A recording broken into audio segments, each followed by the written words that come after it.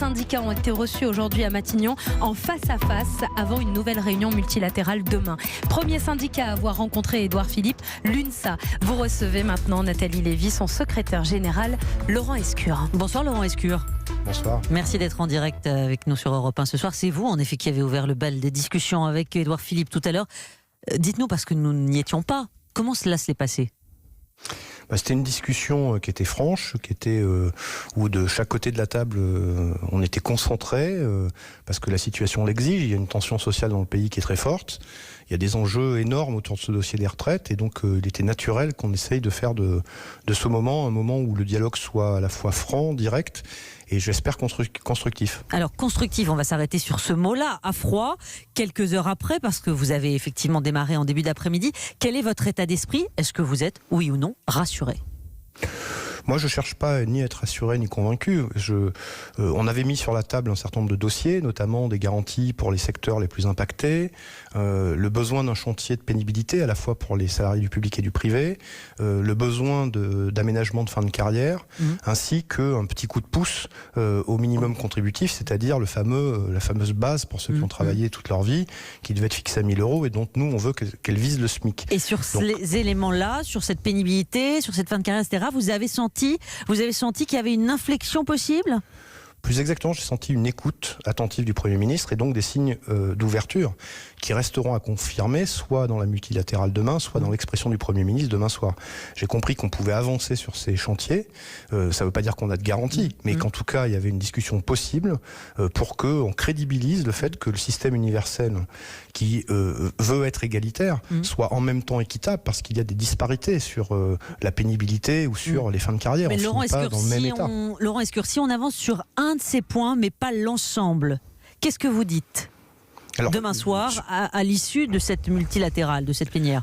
Sur ces points, il faut avancer le plus vite possible, mais j'ajoute quand même le cœur du nouveau conflit, c'est-à-dire la mesure paramétrique, punitive, qui consiste à faire travailler tout le monde plus longtemps dès 2022 pour les questions d'équilibre. Donc à la fois, moi, je le dis depuis toujours, la question de l'équilibre nous intéresse parce que un système par répartition... Non, mais un système par répartition doit être équilibré. Mais il y a d'autres voies que de faire travailler plus longtemps les salariés, notamment ceux qui ne devaient pas être menacés par cette réforme en 2022. Donc ça veut dire que concrètement, si l'âge pivot, l'âge d'équilibre à 64 ans, est maintenu demain, vous continuez la grève ? Alors plus exactement, moi ce que j'ai dit dès la sortie de Matignon, c'est que sur ce sujet précis, s'il y a une mesure paramétrique confirmée et qu'il n'y a pas d'inflexion du gouvernement sur ce sujet, nous appellerions sans doute à des actions autour de ce sujet, plus les quelques éléments qui peuvent encore être des éléments d'inquiétude en janvier. Des actions, quelles actions ? Ça veut dire continuer les grèves dans les transports ? Ça veut dire aussi des coupures de courant, comme on a pu le voir Moi, je condamne fermement toutes les actions qui sont illégales. C'est très clair. Faites bien de le rappeler, elles sont effectivement illégales. Notre syndicalisme doit s'inscrire dans un cadre démocratique et donc on doit évidemment pas pénaliser les usagers de l'électricité et encore moins faire des coupures sauvages. On n'est plus ni dans du dialogue social ni dans de l'action de mobilisation. Non, moi je dis que sur une mobilisation plus globale, il peut y avoir sur le sujet de la mesure paramétrique, s'il n'y a pas d'inflexion, des actions globales qui auront lieu plutôt en janvier. Sur le reste du conflit social, il y a des choses qui sont en train d'avancer. Mais c'est quoi vos actions globales ? Pardonnez-moi, Laurent Escure, ce serait quoi vos actions globales ? Ça sera des journées de mobilisation. Après, il faut le définir, il faut en discuter avec l'ensemble des composantes, qu'on évalue tout ce qui sera dit demain, y compris peut-être avec des partenaires. Alors, qu'est-ce que vous a dit le Premier ministre aujourd'hui ? Est-ce qu'il vous a donné une date ou est-ce qu'il vous a dit, voilà, demain, à la sortie de la plénière, je ferai des annonces concrètes ? J'espère que demain on aura des réponses un peu plus nettes, à la fois sur ce qui peut être ouvert comme chantier. Et nous, comme on a les deux feux de l'action, les deux fers de l'action au feu, c'est-à-dire que non seulement on est dans des mobilisations lorsque c'est nécessaire, et on est dans une action de négociation permanente parce qu'on pense qu'on ne peut pas laisser le gouvernement écrire tout seul cette réforme. Ça veut dire que si demain, ça veut dire Laurent Escure, si demain les annonces vous conviennent, l'UNSA, syndicat majoritaire à la RATP, deuxième à la SNCF, je le rappelle, c'est important, vous appelez les agents à reprendre le travail immédiatement dès vendredi ? ça ne se passe pas comme ça. Pourquoi ? À la fois, mais je vous le dis, aucun responsable syndical ne vous dira ça. Non seulement on n'appuie pas sur un bouton pour que les gens se mettent en grève illimitée, et on appuie encore moins pour qu'ils arrêtent de faire une grève illimitée. Là, j'ai vu qu'il y avait des choses sur la table pour essayer de garantir, c'est ce qu'ils demandent, le contrat social des cheminots de la RATP et de la SNCF. Il faut que les entreprises le démontrent aux agents, et nos structures UNSA se détermineront, j'espère demain, en fonction mais alors en espérant un retour au travail et un retour à la circulation des trains, quand ? Concrètement, parce que c'est ça qui préoccupe les Français.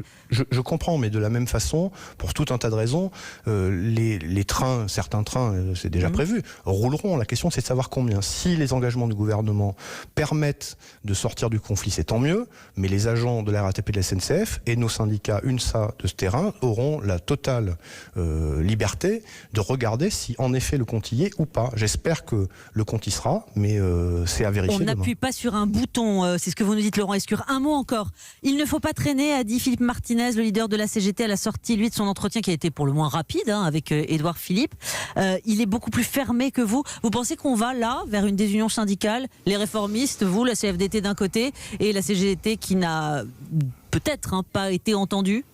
Ce qui est sûr, c'est que nous, on n'est ni dans une logique du tout ou rien, ni dans une logique où on aimerait une réforme idéale. Nous, on essaye on n'était pas demandeur de cette réforme, on en voit des aspects positifs peut-être pour les futures générations, mais on en voit aussi tout un tas d'aspects négatifs. Donc on travaille à la fois pour l'intérêt général du futur, mais également l'intérêt général et les intérêts particuliers des salariés d'aujourd'hui. Je ne sais pas si on pourra parler de désunion. Sur la question des mesures d'équilibre et les mesures punitives, si elles restent sur la table, il y aura au moins un point commun avec plusieurs organisations. Après, il y a des divergences stratégiques. Vous vous êtes parlé avec Laurent Berger ou pas encore ? Pas encore, parce qu'on s'est pas croisés. Je pense qu'on se parle régulièrement. Enfin, avec tous ceux qui, dans le syndicalisme, on essaye d'avoir des relations non seulement parfois fructueuses et qu'on appelle des intersyndicales, mais aussi on a des relations courtoises. Enfin, il n'y a pas de difficulté là-dessus. Merci beaucoup, Laurent Escure, d'avoir répondu ce soir à mes questions sur Europe 1. Et Laurent Berger, on attend évidemment le patron de la CFDT également, toujours, enfin en tout cas tout à l'heure encore avec Édouard Philippe. Il sera l'invité demain matin à 8h15 de la matinale de Mathieu Béliard. Il répondra aux questions dans l'interview politique de Sonia Mabrouk.